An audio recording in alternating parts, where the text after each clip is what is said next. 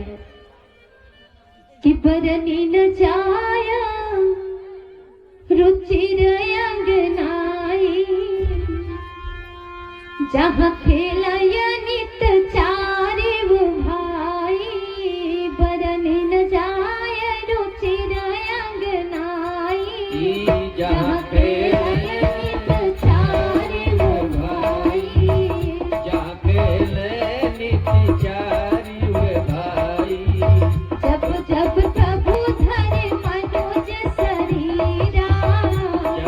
प्रभु धरे मनुज शरीरा, भक्त हेतु लीला बहु करही, भक्ति हेतु लीला बहु करही, तब तब अवधपुरी में जाऊं, तब अवधपुरी में जाऊं, बाल चरित बिलो की हर्षाऊं, बिलो की हर्षाऊं, बाल चरित बिलो की हर्षाऊं। गोस्वामी तुलसीदास जी कहते हैं कि बरनी न जाया रुचिर अंगनाई, उस आंगन की शोभा और भी बढ़ गई। और काकभुसुंडी जी क्या कर रहे हैं? भगवान के साथ खेल रहे हैं। जब भगवान चलने लगते तो काकभुसुंडी जी भी नीचे नीचे चलने लगते, भगवान पकड़ने के लिए दौड़ते और काकभुसुंडी जी उड़ जाते। फिर भगवान आओ आओ करके दौड़ते। लेकिन गोस्वामी तुलसीदास जी ने कहा उस वर्णन को मैं किस भाव से प्रकट करूं, मैं व्यक्त ही नहीं कर पा रहा हूं कि उसकी शोभा कितनी बढ़ गई है। देखिए ठाकुर जी कैसे मिलेंगे जब हमारे मन के अंदर विकार नहीं रहेगा। क्रोध कर्षा सहनम नायति मत्सरः, दूसरे से द्वेष नहीं रखेंगे, दूसरे की बढ़ोतरी देख के हमारे मन में यही भाव होगा कि देखिए देखिए ठाकुर जी की कैसी असीम कृपा है इसकी, तब जाकर भाव बढ़ेंगे। संतों ने क्या कहा कि ठाकुर जी ऐसे नहीं आएंगे, अपने आंगन को खोल के, हृदय रूपी आंगन को खोल के रखना पड़ेगा, तब ठाकुर जी का आगमन होगा। कि हमने आंगन नहीं बुहारा कैसे आएंगे भगवान, कैसे आएंगे भगवान, हमने आंगन नहीं बुहारा तुमने, कैसे आएंगे भगवान, कैसे आएंगे भगवान, मन का आंगन नहीं बुहारा, हमने आंगन नहीं बुहारा, कैसे भाव से ताली से लोग कैसे आएंगे भगवान,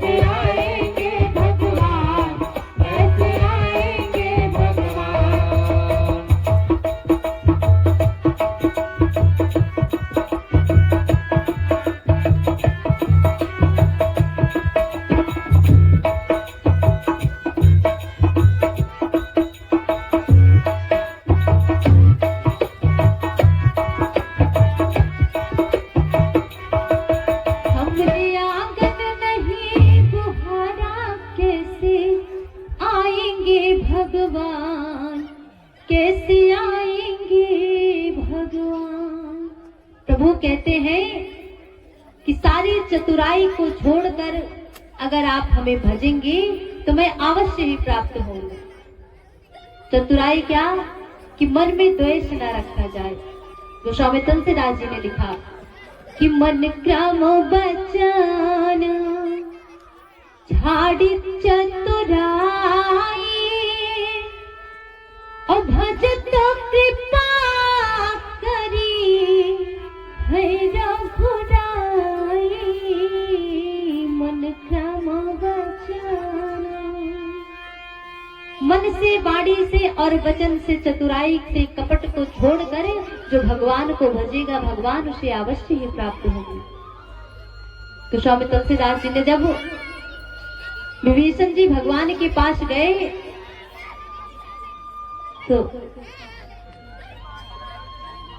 विभीषण के अनेक प्रकार की जो भगवान के बानर भालू सारी सेनाएं थी, भगवान से कहते हैं प्रभु विभीषण आए हैं, मुझे लगता है किसी राज के लिए आए हैं, लेकिन हमारे ठाकुर जी तो सब कुछ जान ही रहे हैं। भगवान कहते हैं कि आने दीजिए, जो भी निर्मल भाव से हमारे पास आता है उसको मैं स्वीकार करता हूँ। कि निर्मल मन जन सो मोहि पावा, मोहि कपट छल छिद न भावा। निर्मल मन जन, भगवान कैसे दिखाई दिए माँ कौशल्या को? भगवान कहते हैं कि माँ कौशल्या एक बार भगवान को स्नान करा के पालने में लेटा देती हैं और स्वयं रंगनाथ भगवान को जाती है भोग लगाने की। और जैसे ही पर्दा डाल के मैया आती हैं कि देखते हैं कि हमारे ठाकुर जी स्वयं गए उस भोग को पा रहे हैं। मैया भ्रम में पड़ जाती हैं, कभी तो लाला यही सुलाया था, कहाँ चला गया। भगवान कहते हैं कि मैया, अब बताना चाहते हैं कि मैया अब उस मूर्ति में ना भोग लगाइए, अब तो साक्षात आपके यहाँ प्रकट हो गए हैं ठाकुर जी, अब उनका भोग लगाइए। किसी के यहाँ भी छोटे बच्चे रहे तो ये समझना चाहिए कि ठाकुर जी स्वयं प्रकट हुए हैं। जब तक बालक के बाल नहीं उतर जाते, चूड़ा कर्म संस्कार नहीं हो जाता, तब तक वो भगवान के स्वरूप रहते हैं। तो स्वामी तुलसीदास जी ने लिखा कि मैया को भगवान बताना चाह रहे कि मैया अब भोग उधर नहीं इधर लगाइए। भगवान कहते हैं कि बच्चों की खूब सेवा की जाए, भले ही हम पीछे हो जाएं, लेकिन बच्चे की सेवा में कोई फर्क नहीं आना चाहिए। गोस्वामी तुलसीदास जी ने लिखा है कि करी पूजा नए वेद चढ़ावा, आप गए जहां पाक बनावा। करी पूजा, नैवेद्य यानी भगवान को भोग लगाना। जैसी मैया आती है भगवान उसी समय मैया को सचेत करते हैं कि मैया अब आपके घर में स्वयं ठाकुर जी प्रकट हो गए, अब आप उधर नहीं इधर भोग लगाइए। उसके बाद मैया भ्रमित हो जाती है, इधर उधर देखने लगती है। उसी समय भगवान अपने चतुर्भुज रूप को दिखाते हैं और कहते हैं मैया ये राज किसी से कहना मत। उसके बाद मैया एक ही बात भगवान से वरदान मांगते हैं कि प्रभु आज के बाद से आपकी माया मुझे कभी प्रेरित ना करे, मैं मोह में ना फंसूं। तो स्वामी तुलसीदास जी कहते हैं कि माँ भ्रमित हो गई थी, यहाँ वहां दो बालक देखा, मति भ्रम मोर ज्ञान विशेष। मैया बहुत ही चिंतित हो जाती हैं, भगवान अपनी माया को खींचते हैं, पुनः उसी प्रकार भगवान को प्रेम करने लगती हैं। और जैसे ही प्रेम करती हैं, भगवान ने कहा कुछ समय के बाद मैया चारों बालकों का चूड़ा कर्म संस्कार करवाती हैं। उसके बाद भगवान क्या करते हैं, बाहर खेलने के लिए जाते हैं। मैया कहती लाला देखियो दूर मत जाइयो खेलने के लिए, क्यों? क्योंकि दूर जाओगे तो कहीं ऐसा ना हो कि आपके चरणों में कंकड़ गड़ जाए। भगवान कहते हैं कि भैया भले ही कंकड़ गड़ जाए तो मैं अपने पैरों में चप्पल पहन लूंगा, पनही पहन लूंगा, लेकिन भैया मुझे खेलने से मत बना। संतों ने लिखा कि भैया ने क्या कहा, अरे राघो चरना तेरे कोमल नयन कहीं कंकड़िया गड़ नहीं जाए। राघो ललन तेरे कोमल चरण कहीं कंकड़िया गड़ ना जाए। राघो ललन तेरे कोमल चरण कहीं कंकड़िया गड़े ना जाए। एक कंकड़िया गड़ ना जाए, कहीं कंकड़िया गड़ ना जाए। राघो ललन तेरे कोमल चरण कहीं कंकड़िया गड़ ना जाए। नवरा जीव चरण अरुणारे, नवरा जीव चरण अरुणारे। खेलन बिनु पनही पधारे। खेलन बिनु पनही पधारे। नीरज नयन, जय हो नीरज नयन मोद मंगल लाल तेरी बेलीती बना। राघो ललन तेरे कोमल चरण कंकड़िया गड़े ना जाए। भाव से ताली सेवा करते हुए सभी गाएंगे। कंकड़िया गड़ न जाए, कंकड़िया गड़ न जाए। राघो ललन तेरे कोमल चरण कंकड़िया गड़ ना जाए। राघो ललन तेरे कोमल चरण कहीं कंकड़िया गड़ ना जाए। राघो ललन तेरे कोमल चरण कहीं कंकड़िया गड़ ना जाए।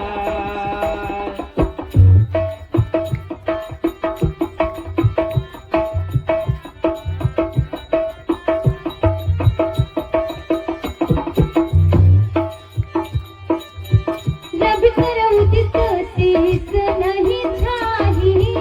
रब कर उदित शीश नहीं छाई। बदन निरख सरसिज सकुचाही। बदन निरखे कर जी सकुचाई। सूरज किरण भय कृष्ण शरण मुखड़ा नाही को मिला। राघो ललन तेरे कोमल चरण कहीं कंकड़िया गड़। बोलिए बाल भगवान की जय हो। कंकड़िया गड़ ना जाए, कहीं कंकड़िया गड़ ना जाए। राघो ललन तेरे कोमल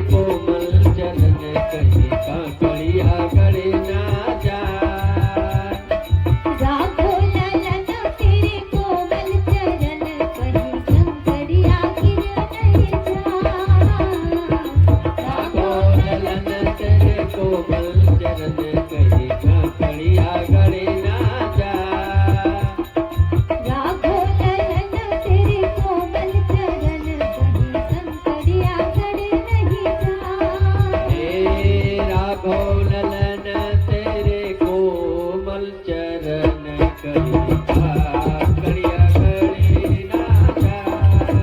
भागो ललन तेरे कोमल चरण कहीं कंकड़िया गड़ी ना जाए।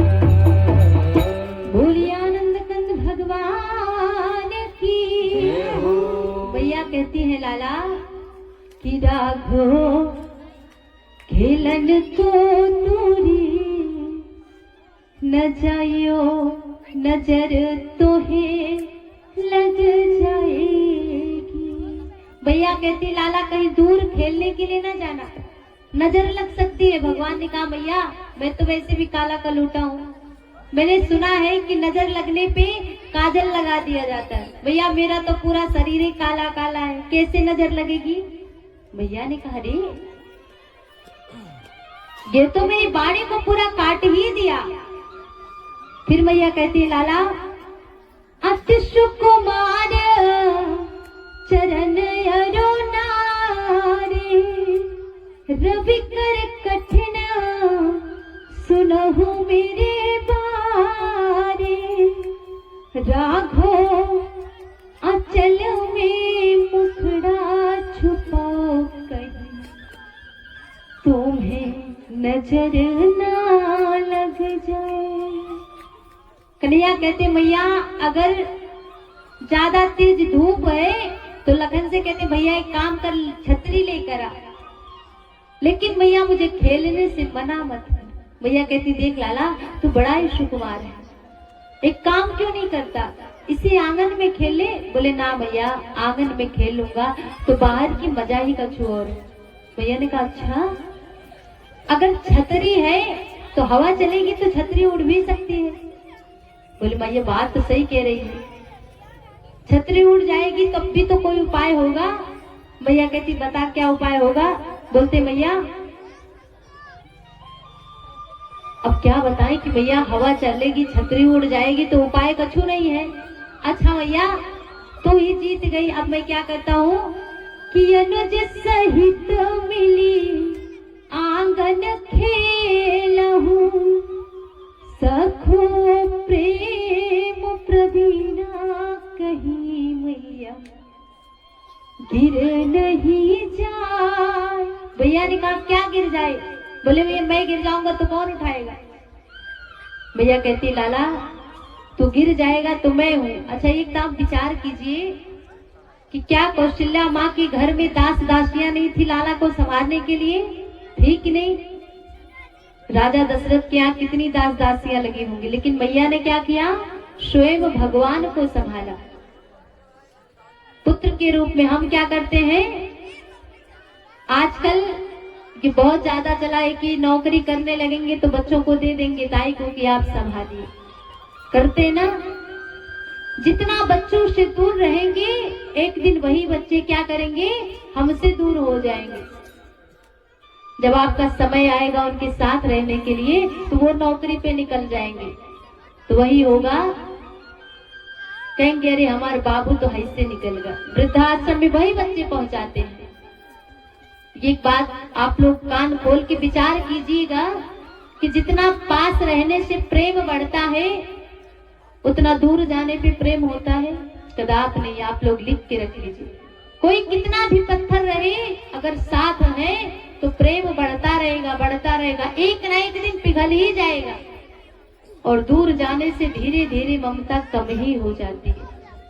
इसीलिए कहा जाता है कि बच्चों से अधिक लगाव रखिए और बच्चे अगर खेले तो उनको भरपूर खेलने दीजिए। यानी कि कपड़ा गंदा हो जाएगा, ये होगा वो होगा। राजा दशरथ ने क्या किया कि भगवान धूल को अपने ऊपर डाल लेते थे और पूरा शरीर धूल में रहता था, लेकिन गोस्वामी तुलसीदास जी ने लिखा कि भगवान क्या करते थे दशरथ जी हंसकर अपनी गोद में बिठा लेते थे। अच्छा क्या हमारे और आपके कपड़े राजा दशरथ से ज्यादा महंगे रहते हैं। आजकल क्या होता है बच्चों को भले ही चुभन होती है पैम्पर्स पहना देंगे, माताओं का काम है ये। अब उसकी आप ये बताइए पैम्पर्स कड़ा होता है कि नहीं, और वो नन्ही सी जान की इतनी कोमल शरीर है, फूल से भी कोमल रहते बच्चे। लेकिन हम क्या करते हैं कि कहीं हमारी सुंदरता में बिगाड़ ना आ जाए। अगर बाबू सूसू कह दे तो फिर साड़ी खराब हो जाएगी, पैम्पर्स पहना के रख देंगे और दो नहीं तो दो चार साथ में भी ले लेंगे पर्स में। पर्स ना छूटे बाबू, भले छूट जाए। विचार कीजिए, हैं? बच्चों को क्या करना चाहिए? बच्चे बहुत नाजुक से फूल के जैसे रहते हैं, उनको तुरंत पैम्पर्स का और इन सब चीजों का यूज नहीं करना चाहिए। जितना हो सके आप लोग जैसे पहले माताएं सुख सुविधा में रहती थी उसी हिसाब से करना चाहिए।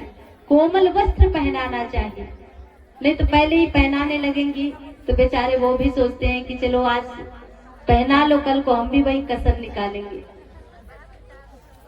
इसीलिए कहा गोस्वामी। अच्छा, ये रामचरितमानस में कौशल्या माँ को देख लीजिए।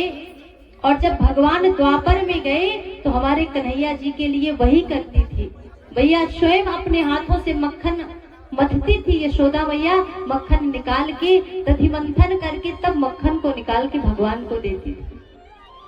आप लोग विचार कीजिए, उनके यहाँ कितनी दास दासियां थी। कह देती कि बाबू को नहलाओ धुलाओ वस्त्र पहनाओ सब कुछ कीजिए, लेकिन मैया कहती ना, स्वयं अपने लालन का पालन पोषण करती। इसीलिए कहा जाता है कि बच्चों को अपने से दूर कब रखिए, जब कोई ऐसी परिस्थिति हो तब। बोलिए आनंद कंद भगवान की।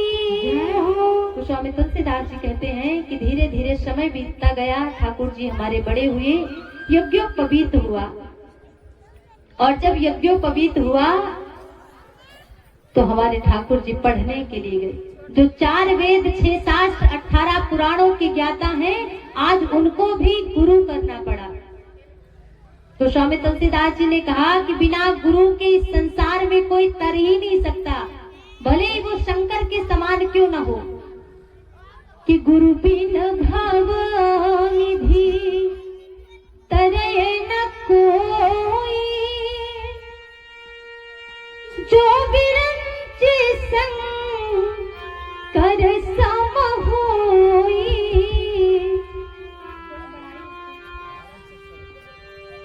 कि गुरु बिना भव निधि तरय न कोई।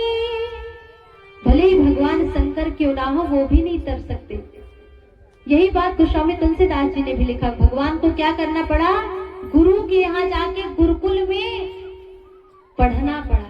जो 4 वेद 6 शास्त्र 18 पुराण 6 उपशास्त्र 11 उपनिषद सबके ज्ञाता है, आज उनको भी जाकर गुरु करना पड़ा। क्यों? क्योंकि मनुष्य के रूप में अवतार लिए। गोस्वामी तुलसीदास जी ने स्पष्ट लिखा कि गुरु गृह पढ़न गए रघुराई, अल्प काल विद्या सब आई। गुरु गृह पढ़न गए रघुराई, अल्प काल विद्या सब आई। अनुज सखासना भोजन करहि, मातु पिता ज्ञान शरहि। माता पिताया ज्ञान सरहि, जिस फसन भोजन करहि। माता पिताया ज्ञान सरहि। भगवान ने क्या किया? गुरुकुल में गए, अल्पकाल विद्या सब आई। अच्छा, हमारे शास्त्र कहते हैं कि ये चौपाई इतनी कारगर है कि अगर जो बच्चा मंद बुद्धि हो, जैसे उसकी बुद्धि में कम विकार हो, तो प्रातः काल ये चौपाई पढ़ना चाहिए। इसको नित्य प्रति पढ़ेंगे तो जल्दी ज्ञान हो जाएगा, ज्ञान की प्राप्ति होगी। ये मूल मंत्र है। उसके बाद हमारे प्रभु आए तो क्या करते हैं? गुरुकुल से लौट के अल्पकाल, कम ही समय में, अल्प यानी थोड़े समय में हमारे प्रभु उस शिक्षा को प्राप्त करके आए। उसके बाद प्रभु ने अपने भाइयों के साथ मिलकर नित्य प्रति नियम बनाए थे। क्या करते थे? कि प्रातः काल उठी कि रघुनाथ। भगवान ने क्या किया? स्वयं भगवान होकर भी अगर मनुष्य के रूप में आए हैं धरती पर, तो सारी पुत्र के समान जितनी भी आदर संस्कार है सबका निर्वाहन करते हैं। प्रातः काल क्या करते हैं कि प्रातः काल उठी कि रघुनाथ, माता पिता गुरु नावहि माथा। प्रातः, और हम क्या करते हैं? उस दिन हमने चौपाई बताया था कि आजकल के बच्चे माता पिता पहले उठ जाएंगे और बच्चों को अगर कह दिए एक बार कहेंगे अरे बाबू उठा भोर भवा, तब तो कुछ नहीं बोलेंगे। 2 बार कहेंगे कुछ नहीं बोलेंगे। अगर 3 बार कह दिए करे बाबू उठा भोर भवा, चुप रहा मरते भोरे भोरे का कू करे, तुरंत डांट लेंगे बच्चे। ये चौपाई कहती है कि प्रातः काल जब कलयुग के लोग अरे जगले दादा लागे जगावे कहले बोला न ज्यादा। प्रातः काल जब जगले दादा लगे जगावे कहले बोला न ज्यादा। कहले मतलब बहुत बोला था भोरे भोरे, अरे चुप रहा उठा तही। अब एक ना जानता कि बाबू को मीटिंग चल रही रात में, आए जब मीटिंग चली रात 2 बजे तक, तो बाबू कैसे भी नहीं उठी जाएंगे भाई। मीटिंग भी वो भी एक दिन की रहे तो खत्म भी हो जाए, डेली की मीटिंग है कैसे खत्म हुई? शायद बगल में क्यों लेट जाए तो आपन तो नींद हराम है, वह हराम हो टू के चक्कर में। तो समय का ध्यान दीजिए। देखिए ये करिए, आप लोग करिए, हम ये नहीं कह रहे कि ना करिए, नहीं तो जाए के बाद हम को भजन सुनावा मंत्र सुनावरी दादा रे यार ऐसे कहत रहे। आप लोग खूब करिए लेकिन समय का ध्यान देते हुए, क्योंकि समय बहुत बलवान है। आज जिस समय को आप गंवा रहे हैं कल वो समय आपको भी गंवाएगा, ये समझ लीजिए। अगर आप किसी ऊंचे पद पे हो जाएंगे तो 7 घंटा 8 घंटा में छुट्टी नहीं तो 12 घंटा, वो भी ऐसी नौकरी कि पूरा शरीर तोड़ देगा। जो सिर एक बार झुक जाए पढ़ने में, वो सिर कभी जीवन में झुकने वाला नहीं किसी के सामने, वो चाहे कलेक्टर ही क्यों ना हो, राष्ट्रपति ही क्यों ना हो। क्यों? क्योंकि शिक्षा में इतना दम होता है। एक बार केवल अपने सिर को झुकाइए, रात भर पढ़िए, सिर को झुकाकर, उसके बाद किसी के सामने झुकने की आवश्यकता नहीं है। किसी के नौकर ना बनिए, किसी के भी नौकर ना बनिए कभी भी जीवन में। और नौकर हम बनेंगे कैसे? जब भाई उतनी हमें काबिलियत है तभी तो नहीं नौकर बनेंगे। और अगर काबिलियत कुछ नहीं है तो क्या करेंगे? जाके कहीं कुछ न कुछ तो पेट पालने के लिए कुछ न कुछ करना ही है। इसीलिए भगवान को आश्रित मानकर कि प्रभु मेरी नैया आपके भरोसे है, और अपने मन को समझाते हुए वो काम करिए जिससे हमारा जीवन कृतार्थ हो जाए। जीवन में एक ही बार मेहनत करेंगे, जीवन भर सुख करेंगे, और जीवन में एक ही बार ये करेंगे होंठ वाला तो जीवन भर दुखी रहेंगे। भाई अपना दुखी रावो कर एक जनी को नहुक लाइन गटाई बनी गई, आपन खर्चा पूरे ना होत बाबू से, और नहुक लाइन गले को माला पहने के बनो खर्चा देखे। अच्छी कमाई रहेगी तो एक से एक मिलेंगे आपको। और जो पीछे खड़ा है ना नौजवान नहीं विदा कहा था, हाँ बड़े मुस्की काटा था गया ना। पढ़ाई करिए आप लोग, वैसे यहाँ के बच्चे अच्छे हैं, संस्कारित हैं। जीवन में वही काम किया जाए। भगवान स्वयं कहते हैं कि एक बार सर झुके जिंदगी भर सर ऊंचा रहता है। भगवान स्वयं पढ़े हैं और भगवान बताना चाहते हैं कि कहीं बाहर जाइए माता पिता के प्रणाम करके चौड़ों में झुककर प्रणाम करिए, इनाय की घुटनों छुई के पै लगी कहीं के चल दे। जब चौड़ों में प्रणाम करके निकलेंगे तब जो काम हमारा बिगड़ता भी रहेगा वो भी बन जाएगा।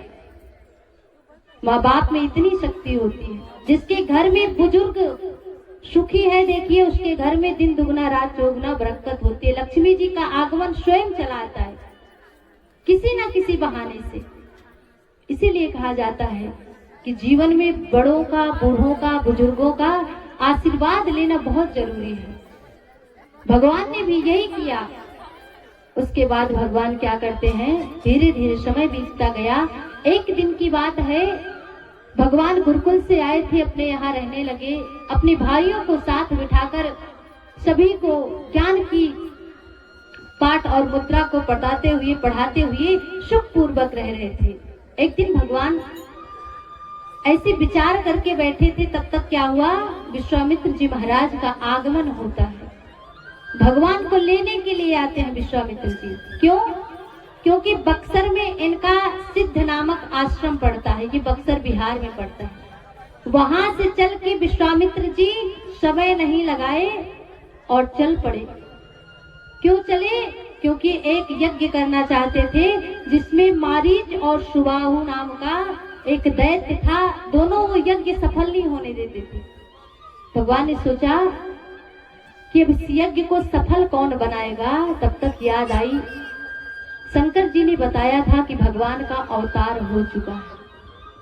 विश्वामित्र जी महाराज देर नहीं लगाए और चल पड़े। यहाँ पर आए, जैसे ही सरयू जी में स्नान करते हैं, स्नान किए ही थे,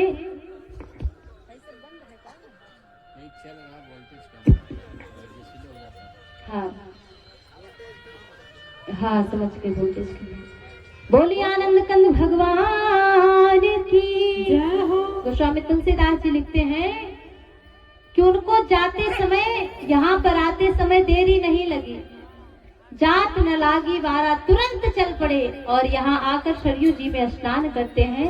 और जैसे ही स्नान किए, उसके बाद क्या हुआ, राजा दशरथ जी आकर अपने आप ही चल पड़े इनको लेने के लिए। और लेकर जैसे ही गए, भोजन प्रसाद करवाए, पाद प्रदक्षिण किए, आसन दिए। और जब ये सुख पूर्वक विश्राम करने लगे, तब अपने बालकों को बुलाते हैं। तो स्वामी तुलसीदास जी ने लिखा कि चरण में लिया ये सुत चारी, देख राम मुनि देह विसारी। चरणन में ये सुत चारी, देख राम मुनि देह विसारी।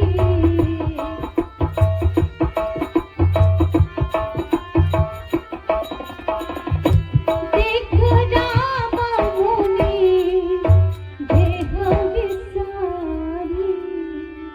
सबसे पहले दशरथ जी महाराज भगवान राम को बुलाते हैं। भगवान राम आए, चरणों में प्रणाम करके बैठे। उसके बाद भरत भैया आए, चरणों में प्रणाम करके भगवान के ठीक सामने बैठ जाते हैं। उसके बाद लक्ष्मण जी प्रणाम किए, भगवान के बगल में बैठे। और शत्रुघ्न भैया प्रणाम करके भरत जी के बगल में बैठे। अब विश्वामित्र जी विचार कर रहे हैं कि लगता है कि दोनों भाई में ज्यादा मेल है, ये इसके बिना नहीं रह पाता। और ये नहीं जानते थे कि भरत जी राम के बिना नहीं रह पाते। अच्छा, राम जी के सामने क्यों बैठे भरत जी? कि बगल में बैठूंगा तो प्रभु को निहार नहीं पाऊंगा, सामने बैठूंगा तो अपने भैया को निहारता रहूंगा। उसके बाद निहारने के लिए भरत जी बैठ गए। विश्वामित्र जी ने सोचा कि कहीं ये दोनों बिछड़ने पे एक दूसरे के, इसीलिए उन्होंने क्या किया, राजा दशरथ ने कहा राजा विश्वामित्र जी से कि मुनिवर आप क्या मांगना चाहते हैं? गोधन, खजाना, माल, जो भी आपको चाहिए, अन्न धन सब कुछ आप मुझे बताइए, मैं आपको दूंगा। बार बार कहने लगे, आपको कहते हुए समय न लगेगा लेकिन मुझे देते हुए नहीं।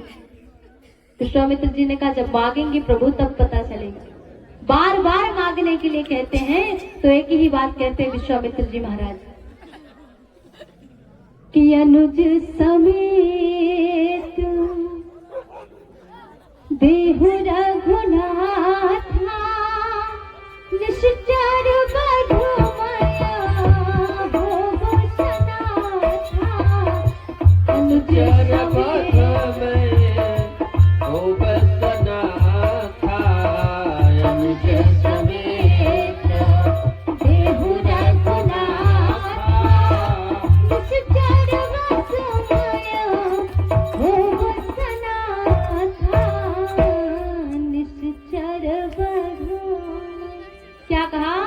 कि अनुज समेत देहु रघुनाथा निश्चर वध।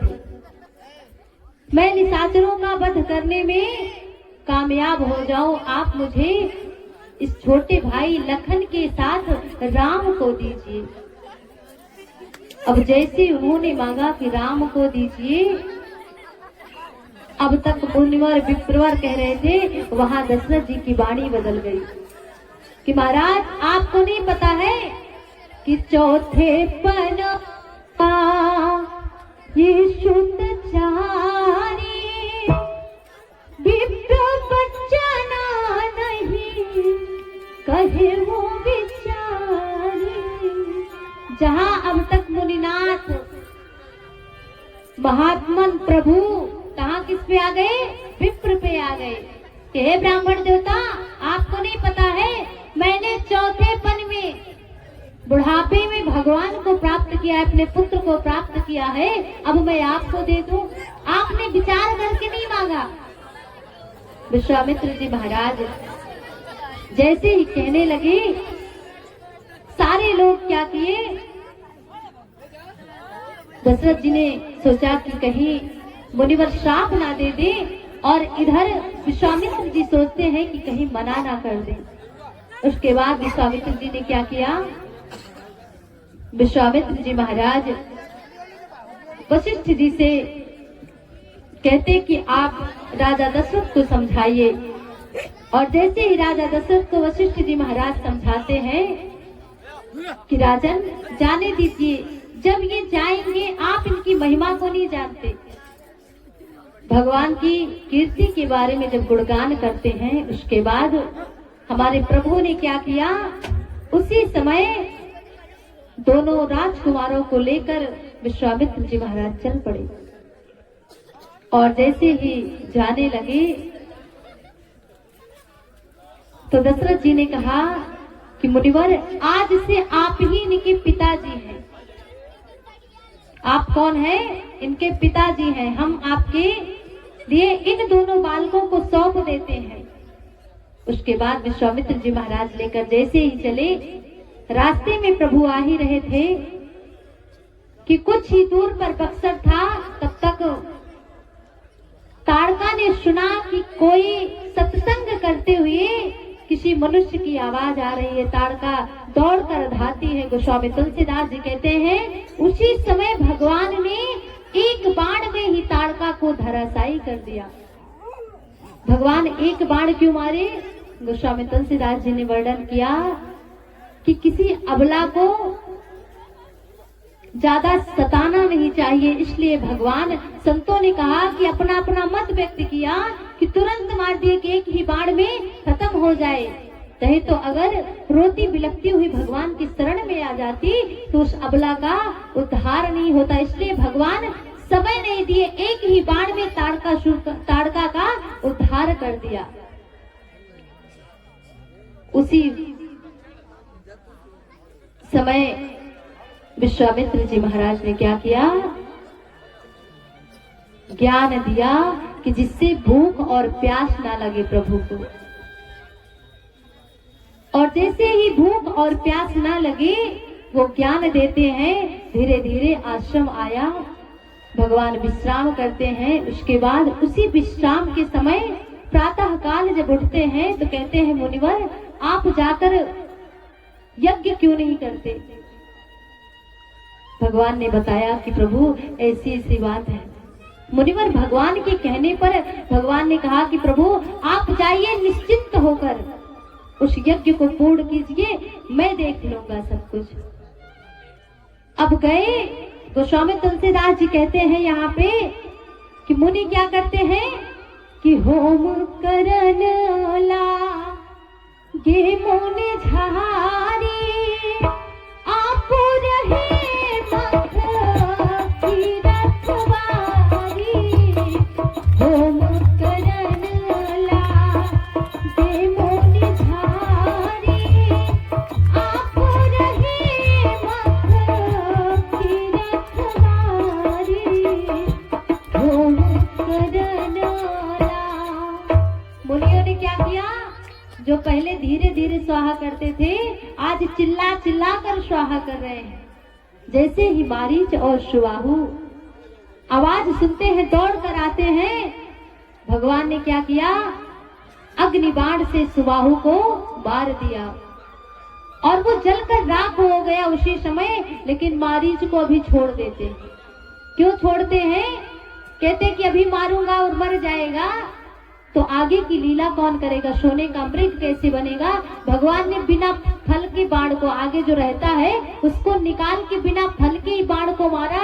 100 योजन जाकर समुद्र के तट पर गिरा मारीच। उसके बाद 23 औछड़ी सेना का संहार अकेले लक्ष्मण भैया करते हैं। बोलिए आनंद कंद भगवान की जय हो। यही सिद्ध आश्रम है जहाँ पर 100 वर्षों तक भगवान विष्णु ने तपस्या की थी। उसके बाद भगवान कहते हैं कि मुनिवर आप मुझे गुरुदेव आज्ञा दीजिए, हम अपने नगर को प्रस्थान करें। विश्वामित्र जी ने कहा, राम अभी एक यज्ञ पूर्ण हुआ है, अभी एक यज्ञ बाकी है। बोले इसी समय जनकपुर से पत्रिका आई है और इसमें लिखा गया है कि आप अपने संगी साथियों को लेकर, सबको लेकर हमारे यज्ञ को पूर्ण करने के लिए आइए। भगवान गए। उसी समय जाते जाते रास्ते में एक सुंदर सी स्थली पड़ती है जहां पर पत्थर के रूप में बनी हुई अहिल्या मैया पत्थर का स्वरूप धारण किए रहती है। अचानक चलते चलते प्रभु रुक गए और एक ही बात पूछते हैं कि प्रभु, ऋषि आश्रम से कोई पुण्य धनी पर आज लगे उजड़ी उजड़ी, नर नारी नहीं पशु पक्षी होना, सुनसान दशा बिगड़ी बिगड़ी, कहिए मुनि और कथा कहिए, यह कैसी शिला मगमाही पड़ी। प्रभु आप मुझे बताइए कि ये शिला कैसे रास्ते में पड़ी है और ये सुनसान एरिया कैसा है, ये तो कोई सुंदर सा आश्रम प्रतीत होता है। उसी समय सारी कथा सुनाते हैं विश्वामित्र जी महाराज। अच्छा, गोस्वामी तुलसीदास जी ने लिखा कि ये कथा कहनी नहीं चाहिए, इस कथा को बतानी नहीं चाहिए। कौन सी कथा? जो कथा स्वयं गोस्वामी तुलसीदास जी नहीं बताई कि अहिल्या कैसे श्रापित हुई थी, कैसे आई थी। ये कथा ना कहना चाहिए और ना कोई कहे तो सुनना चाहिए, क्योंकि एक स्त्री का और उसके चरित्र पर उल्लंघन लगाना सबसे बड़ा जीवन में श्राप है, बहुत बड़ा कष्टदायक है। ये आपको कभी ना कभी इसका भुगतान करना पड़ेगा। अगर स्त्री पर कोई लांछन भी लगा है तो उसको मिटाना चाहिए। ये नहीं करना चाहिए कि अगर एक बात तो मत ही कही दे, हैसे ना हैसे बना रहा, कदापि भगवान कहते हैं उस पर पर्दा डालना चाहिए। इसीलिए गोस्वामी तुलसीदास जी ने कहा कि मुनिवर ने सारी कथा सुनाई, लेकिन कौन सी कथा थी वो कथा गोस्वामी तुलसीदास जी इसमें नहीं लिखते हैं। जैसे ही भगवान ने अपने चरण को उठाया, भगवान की रज पड़ी, वैसे ही अहिल्या मैया हाथ जोड़कर भगवान के चरणों में बंधन करने लगी कि प्रभु आज आपके ही उद्धार करने से मेरा उद्धार हो गया। ये मेरा श्राप नहीं था, वरदान में बदल गया है प्रभु। और मैया क्या कहती हैं? हर जिनके चरनिया में बसे चारों धाम है, अहिल्या के तरले है, सिया जी के राम है, अहिल्या के तरले है, सिया जी के राम है, अहिल्या के तरले है। जिनके चरनिया में बसल चारों धाम है, अहिल्या के तरलऊ है, सिया जी के राम है, अहिल्या के तरलऊ है, सिया जी के राम है, अहिल्या के तरलऊ है।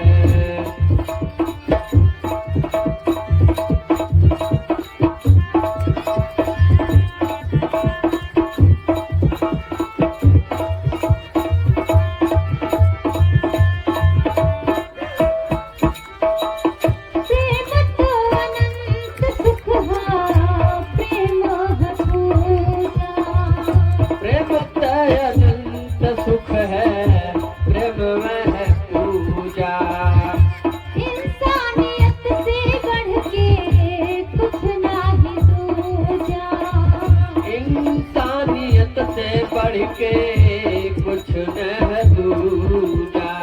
प्रेम तो अनंत सुख है, प्रेम है पूजा। प्रेम तो अनंत सुख है, प्रेम है पूजा। इंसानियत से बढ़ के कुछ नहीं सूझा। इंसानियत से बढ़ के कुछ न दूजा। जिनके ही नामवा में जय हो। ऐसे चारों धाम हो। अहिल्या के तरले वो है, सिया जी के नाम है। अहिल्या के तरले वो है। ये जिनके चरनिया में बस चारों धाम है। अहिल्या के तरले हुए, सिया जी के नाम है। अहिल्या के तरले हुए। जी के नाम है, अहिल्या के तरले वो है।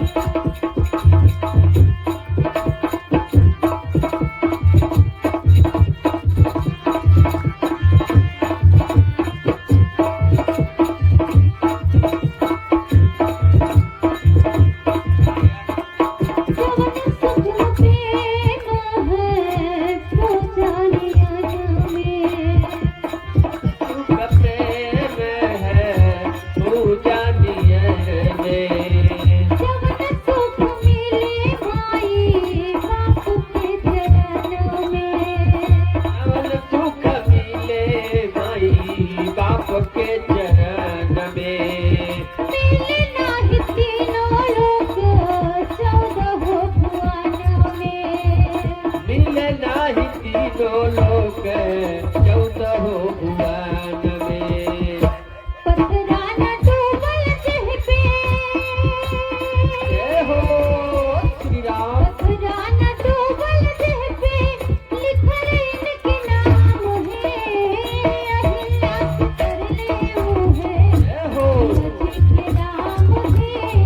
अहिल्या के तरले वो है। हे पत्थरा न डूबल, पत्थरा न डूबल जौने पे लिखल इनका नाम है। अहिल्या के तरले है, सिया जी के नाम है। अहिल्या के तरले है, सिया जी के नाम है। इनके चरनिया में बसल चारों धाम है। अहिल्या के तरले है, सिया जी के नाम है। अहिल्या के तरले है, सिया जी के नाम है। अहिल्या के तरले है। जी के राम है, अहिल्या के तरले वो है। अब इसी पे इसके साथ हाँ, आज ये विश्राम करते हैं और कल भगवान का विवाह है।